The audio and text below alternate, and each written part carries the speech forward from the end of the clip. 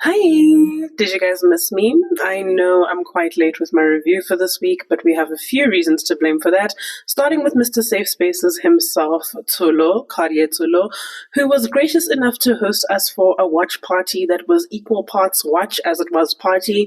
And then after that, I had to go to work this morning, and work had hands, and then I had to come back and watch the reunion for the third time just to be able to give you guys my perspective on things that I may have missed because it was a lot.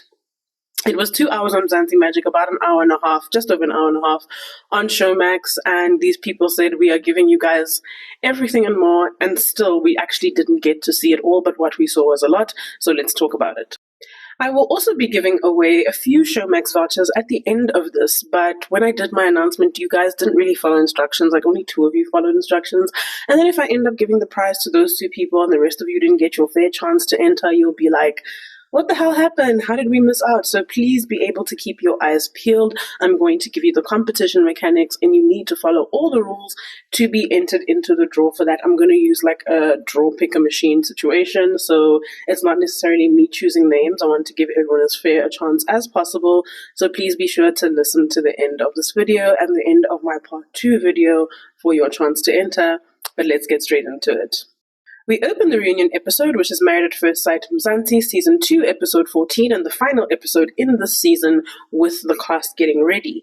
Everyone shares their thoughts, their one-liners, their thoughts and feelings, and as we get to know what their mindset is before they go into this. But what stood out for me most was actually Temba, who was all up and down the internet defending himself and was very combative with Sponono when that episode aired, where they were given a chance to confront each other. He now admits to having led her on and said that she is owed an apology, and we all agree with him. I will also say that with how he conducted himself during the reunion and in saying that he feels she was owed an apology and owning up to what he did, he's one of the few people that took accountability in this episode, and I thought, oh, somebody got some media training. Yes, he may have listened to his wife and possibly his gens, but someone from the outside looking in told him, Dota, it's not looking good and you need to turn this ship around. And he was like, this is my last chance. And he did that, which is what I thought a lot of the cast would do with this reunion. But instead, they were just like, we're going to hit each other with bullets this whole season and evade accountability because a lot of them actually sidestepped it. It also goes down before it even begins when we see Tabang, one of the experts this season, going to talk to Tsepo in his green room. And he is just like, you know what? The treatment I got and the edit I got this season, I don't want to do this. And I'm only here because I was told to be here. And I actually don't want to do this. And then, she spoke to him. We didn't get to see the full conversation, but she tried to convince him to do it. And we see him on set in his reunion fit, so I guess the conversation they had worked. And probably if that didn't work, they whipped out the contract on that ass. I also had a thought in my third rewatch when I was watching it by myself today, how he and Makoto are actually more alike than they would care to admit, but they definitely are very alike. It's just in their outward presentation. It's not exactly the same, but it's highly similar. And a lot of you have been saying how you felt like Zeppo and Makoto should have been paired together. And I'm starting to see it. It would have actually made for an even more toxic season than what we got to see. But at least it would have made an interesting battle when they're equally yoked. Yes, there are similarities, I feel, from what the outside looking in between him and Palesa, but not as similar as Makoto. Like, him and Palesa's fighting styles are different, whereas him and Makoto are a little bit similar. So it's like Captain America fighting Thor kind of situation, Another reason why I think Temba got some media training or some very sound counsel is that Nelisa was the one speaking more this season. And while that may be indicative of the kind of marriage that they have, I also think it plays into the part that she's the more likable of the pair after what everyone saw towards the tail end of the season and after the recommitment ceremonies. So a message delivered from the more likable of the marriage is probably thought to be received a little bit more better. I don't know if that is the case because people didn't hold back their punches and being honest with Nelisa, and I'm one of those people, but she spoke more, and I took very serious note of that. I also took note of the fact that the very few times that he spoke in what was made into the final edit was when he was taking accountability for what he did to Sponono, that she was owed an apology, and he admitted that he did try to apologize to her, but it just wasn't well received. And quite honestly, from what we saw, I don't blame her. But with good time, like I said in my last message of what I thought of her interview with Lungelo KM, I hope they're able to find some common ground for the sake of their children. We also hear a revelation from Nelisa that she actually made in her TikTok stories and in some of her lives, which I didn't get to catch, which is that the father of her son, her 19-year-old son, who's probably 20 by now, had paid ilobola for her when they were concluding their damages negotiations between the two families. She said in her culture, that has to be done as part of the traditional rites and ceremonies that they observe. So she assumes that that is what happened with Temba and Sponono. I mean, she did say she's assuming. It's not that the two of them said that that's what happened. And then she said that legal counsel is being consulted in their cases to make sure that everything that they're doing is within the law, rather. Wow, English. But I think that was very much a PR answer. So as the only couple left standing, these two got some very direct input and insight into how they needed to wrap this whole mess up in a very pretty and palatable bow to set the runway or to clear the runway for them to launch this marriage as the only couple left standing this season.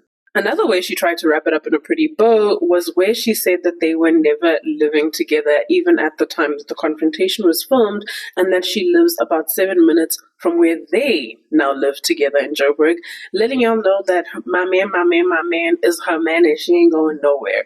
She came into the show like Denzel in that interview where he took the watch and he's like, I'm leaving here with something. She came into the show and she's like, I'm leaving here with a husband. I don't care what y'all say. I don't care what happens. I came to get my man and I got him. What caught a lot of people's attention and what I found very intentional, particularly from Tabang, because she dominated the edit that we got to see. Pastor X had like 2 lines, at most 3. Everything was Tabang in terms of the expert perspective for this reunion. But she was just like, Nelisa girl, if you want to say something to me, then say it. If you're feeling froggy, then jump. And Nelisa was like, girl, that's not what I'm trying to say. The audience had a lot to say, and I'm just answering to that. And Tabang was like, say something else. It was very interesting to watch from the outside looking in. But I'm going to be honest, it felt performative with how the season devolved towards the end. I think she was trying to salvage a lot of the authority and the reputation that the expert panel had to carry and that production had to carry, because we had so many questions for them that they could not answer the season. So she was trying in some way to save them. We then shifted focus to Nkululeko and Makoto, who had left their amicable breakup behind them because they came with their claws out, their knives out, their guns out, their bullets out this reunion, and they were like, if you dragging me, I'm dragging you, and we are going there. On a playful note, and I guess to get them to relax, Rilebogile asked Nkululeko to share a verse of the day, and Makoto had her face screwed up the entire time. She was not here for it. She's like, I don't know why you guys give this man the platform always, like, there he goes again. But we later then find out why she feels as hostile as she does to his religious presentations. He made some claims about her and their experience, which Rilebogile let her answer to, and Makoto honestly gave such a television answer, which gives me the impression that after the terrible experience she's had, which is on par with the experience Zeppo had this season, she has put up a wall and she's just not interested. She said, I'm not gonna get too active. Sometimes she did when she got baited, but for the most part she's like, I'm just also going to try and give this a nice cute ending, because I realized today when I went to go check her Twitter, she's been crashing out on Twitter over the last few weeks as the show airs, and her name keeps coming up again and again. After Makoto gave that answer, Rilebogile left it in such an awkward position and swiftly moved to Bongani and Portia, and I was like, okay.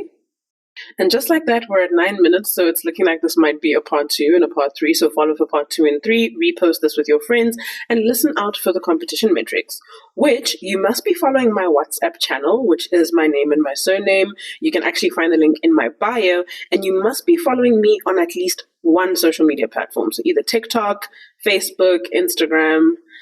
Please don't go follow me on LinkedIn. Just find me on the other ones and we'll take that. My Instagram page is Kaunda Selisho, as is my WhatsApp.